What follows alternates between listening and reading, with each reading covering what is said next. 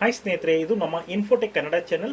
ಕರ್ನಾಟಕದ 6 ಜಿಲ್ಲೆಗಳಲ್ಲಿ ಅಂಗನವಾಡಿ ಹುದ್ದೆಗಳನ್ನು ಭರ್ತಿ ಮಾಡಲು ಮಹಿಳಾ ಮತ್ತು ಮಕ್ಕಳ ಅಭಿವೃದ್ಧಿ ಇಲಾಖೆಯ ನೇಮಕಾತಿಯ ಅಧಿಸೂಚನೆಯನ್ನು ಬಿಡುಗಡೆ ಮಾಡಿದೆ. ಎಸ್ಎಸ್ಎಲ್ಸಿ ಹಾಗೂ ಪಿಯುಸಿ ಪಾಸಾದವರು ಈ ಹುದ್ದೆಗಳಿಗೆ ಅರ್ಜಿಯನ್ನು ಹಾಕಬಹುದು. ಸರ್ಕಾರಿ ಹುದ್ದೆಗಳಲ್ಲಿ ಆಸಕ್ತಿ ಇರುವವರು ಅರ್ಜಿ ಸಲ್ಲಿಸಬಹುದಾಗಿದೆ. ಅರ್ಜಿ ಹಾಕಲಿಕ್ಕೆ ಯಾವೆಲ್ಲ ಒಂದು ದಾಖಲೆಗಳು ಬೇಕು ಮತ್ತೆ ಎಲ್ಲಿ ಹೋಗಿ ಅರ್ಜಿಯನ್ನು ಹಾಕೋಬೇಕು ಎಂಬ ಸಂಪೂರ್ಣ ಮಾಹಿತಿಯನ್ನು ಇವತ್ತಿನ ವಿಡಿಯೋದಲ್ಲಿ ನೋಡೋಣ. ನೀವಿನ್ನೂ ನಮ್ಮ ಇನ್ಫೋಟೆಕ್ ಕನ್ನಡ ಚಾನೆಲ್ ಅನ್ನು ಸಬ್ಸ್ಕ್ರೈಬ್ ಮಾಡ್ಕೊಂಡಿಲ್ಲ ಅಂದ್ರೆ ಈಗಲೇ ವಿಡಿಯೋದ ಕೆಳಗೆ ಕಾಣುವ ಸಬ್ಸ್ಕ್ರೈಬ್ ಬಟನ್ ಪ್ರೆಸ್ ಮಾಡಿ ಸಬ್ಸ್ಕ್ರೈಬ್ ಮಾಡ್ಕೊಳ್ಳಿ. ಹಾಗೆ ಇದೇ ತರ ಯಾವುದೇ ಒಂದು ಉಪಯೋಗಕರವಾದ ಮಾಹಿತಿಯನ್ನು ತಕ್ಷಣ ಪಡ್ಕೋಬೇಕು ಅಂದ್ರೆ ನಮ್ಮ ಚಾನೆಲ್ನ ಸಬ್ಸ್ಕ್ರೈಬ್ ಮಾಡಿ, ಪಕ್ಕದಲ್ಲೇ ಒಂದು ಬೆಲ್ ಬಟನ್ ಬರುತ್ತೆ, ಬೆಲ್ ಬಟನ್ ಕೂಡ ಪ್ರೆಸ್ ಮಾಡ್ಕೊಳ್ಳಿ. ಸ್ನೇಹಿತರೆ, ಕರ್ನಾಟಕ ರಾಜ್ಯದ 6 ಜಿಲ್ಲೆಗಳಲ್ಲಿ ಈ ಒಂದು ಅಂಗನವಾಡಿ ಕಾರ್ಯಕರ್ತೆಯರ ಒಂದು ಹುದ್ದೆಗೆ ಅರ್ಜಿಯನ್ನು ಹಾಕಲಿಕ್ಕೆ ಇಲ್ಲಿ ಸರ್ಕಾರವು ಅವಕಾಶವನ್ನು ಮಾಡಿಕೊಟ್ಟಿದೆ.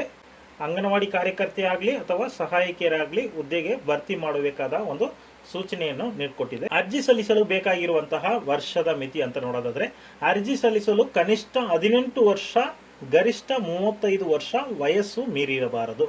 ನೋಡಿ, ಯಾರೆಲ್ಲ ಅರ್ಜಿ ಹಾಕಿರ್ತಾರೆ ಅವರು ಬಂದ್ಬಿಟ್ಟು ಕನಿಷ್ಠ 18 ವಯಸ್ಸು ಆಗಿರಬೇಕು, ಗರಿಷ್ಠ ಒಂದು 35 ವಯಸ್ಸು ಮೀರಿರಬಾರದು ಅಂತ ಇಲ್ಲಿ ಮಾಹಿತಿಯನ್ನು ಕೊಟ್ಟಿದ್ದಾರೆ. ಸ್ನೇಹಿತರೆ, ಈ ಒಂದು ಆನ್ಲೈನ್ ಅರ್ಜಿ ಹಾಕಲಿಕ್ಕೆ ಬೇಕಾಗುವಂತಹ ದಾಖಲೆಗಳು ನೋಡೋಣ. ಅರ್ಜಿ ಹಾಕಲು ಬೇಕಾಗಿರುವಂತಹ ಪ್ರಮುಖವಾದ ದಾಖಲೆಗಳು ಯಾವುದು ಅಂದ್ರೆ, ಜನನ ಪ್ರಮಾಣ ಪತ್ರ, ಡೇಟ್ ಆಫ್ ಬರ್ತ್ ಸರ್ಟಿಫಿಕೇಟ್, ಜನ್ಮ ದಿನಾಂಕ ಇರುವಂತಹ ಎಸ್ಎಸ್ಎಲ್ಸಿ ಅಂಕಪಟ್ಟಿ, ಎಸ್ಎಸ್ಎಲ್ಸಿ ಅಥವಾ ಪಿಯುಸಿ ಅಂಕಪಟ್ಟಿ ಇರಬೇಕಾಗುತ್ತೆ. ವಾಸಸ್ಥಳ ದೃಢೀಕರಣ ಪತ್ರ ಬೇಕು. ವಿದ್ಯಾರ್ಥಿಯ ಬಗ್ಗೆ ಪ್ರಮಾಣ ಪತ್ರ ಇರಬೇಕು. ವಿಕಲಚೇತನರಾಗಿದ್ದರೆ 10 ವರ್ಷ ವಯೋಮಿತಿ ನಿಮಗೆ ಹೆಚ್ಚಾಗಿ ನೀಡಲಾಗಿದೆ.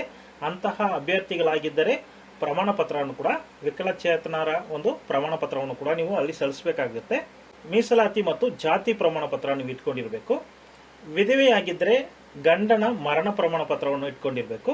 ಆತ್ಮಹತ್ಯೆ ಮಾಡಿಕೊಂಡಿರುವಂತಹ ರೈತರ ಪತ್ನಿ ಆಗಿದ್ದರೆ ಉಪ ವಿಭಾಗ ಅಧಿಕಾರಿಗಳಿಂದ ಪಡೆದಂತಹ ಒಂದು ಪ್ರಮಾಣ ಪತ್ರವನ್ನು ಕೊಡಬೇಕಾಗುತ್ತೆ.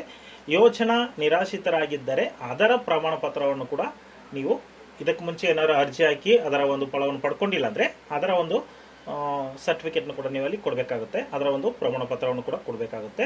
ಓಕೆ ಸ್ನೇಹಿತರೆ, ಅರ್ಜಿಯನ್ನು ಎಲ್ಲಿ ಹೋಗಿ ಯಾವ ವೆಬ್ಸೈಟ್ ನಲ್ಲಿ ಹಾಕೋಬಹುದು ಅಂತ ನೋಡೋಣ. ಸ್ನೇಹಿತರೆ, ಈ ಒಂದು ವೆಬ್ಸೈಟ್ ಲಿಂಕ್ ಬಂದ್ಬಿಟ್ಟು ಡಿಸ್ಕ್ರಿಪ್ಷನ್ ನಲ್ಲಿ ಕೊಟ್ಟಿರ್ತೀನಿ. ಆ ಡಿಸ್ಕ್ರಿಪ್ಷನ್ ನಲ್ಲಿ ಇರುವ ಲಿಂಕ್ ಅನ್ನು ಕ್ಲಿಕ್ ಮಾಡಿದ್ರೆ ಈ ಒಂದು ಪೇಜ್ ಶೋ ಆಗುತ್ತೆ.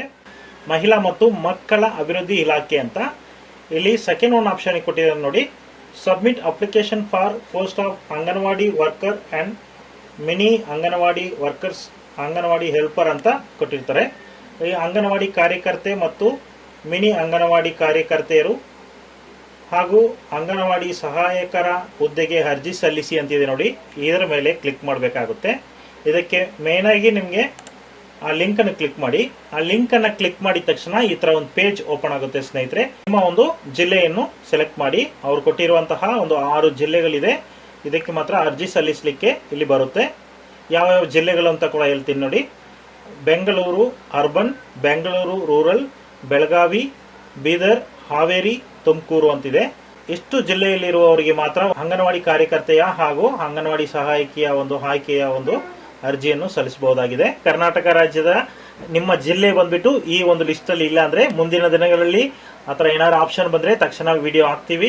ನಿಮ್ಮ ಜಿಲ್ಲೆಯ ಒಂದು ಆಪ್ಷನ್ ಬರುವಾಗ ನೀವು ಆನ್ಲೈನ್ ಅಲ್ಲಿ ಅಂಗನವಾಡಿ ಕಾರ್ಯಕರ್ತೆಗೆ ಅರ್ಜಿಯನ್ನು ಹಾಕೋಬಹುದು. ಯಾವುದೇ ಒಂದು ಉಪಯೋಗಕರವಾದ ಮಾಹಿತಿಗಳನ್ನ ವಿಡಿಯೋದಲ್ಲಿ ಅಪ್ಲೋಡ್ ಮಾಡುವಾಗ ತಕ್ಷಣ ನಿಮಗೆ ನೋಟಿಫಿಕೇಶನ್ ಬರಬೇಕಂದ್ರೆ ಈ ಚಾನೆಲ್ ಅನ್ನು ಸಬ್ಸ್ಕ್ರೈಬ್ ಮಾಡಿಟ್ಕೊಳ್ಳಿ. ಈ ಒಂದು ವಿಡಿಯೋ ಇಷ್ಟ ಆಗಿದ್ರೆ ಲೈಕ್ ಮಾಡಿ, ನಿಮ್ಮ ಸ್ನೇಹಿತರಿಗೂ ಶೇರ್ ಮಾಡ್ಕೊಳ್ಳಿ. ಮುಂದಿನ ಒಂದು ವಿಡಿಯೋದಲ್ಲಿ ನಿಮ್ಮನ್ನು ಭೇಟಿ ಆಗ್ತೀನಿ. Thank you friends.